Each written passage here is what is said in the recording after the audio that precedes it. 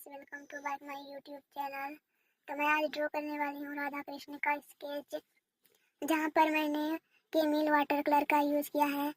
यह camel water colour market में उपलब्ध है। तो इसमें मैं यहाँ बांसुरी से स्टार्टिंग कर रही हूँ। यहाँ पर मुझे 2 से 3 दिन लगभग लग चुके थे इसको कंप्लीट करने में। इसमें जो फेस बनाने में मुझे 4 से 5 दिन लगभग लग ही जाते थे, लेकिन फाइनली मेरा रिजल्ट तो आप लोग देख ही रहे हैं। मैं यूट्यूब पे पहले वीडियो बना नहीं पाती थी क्योंकि मेरे पास फ़ोन नहीं था। इसी वजह से मेरा वीडियो यूट्यूब तक नहीं पहुंच पाया, लेकिन फाइनली अब मेरा वीडियो आज तक पहुंच पाएगा।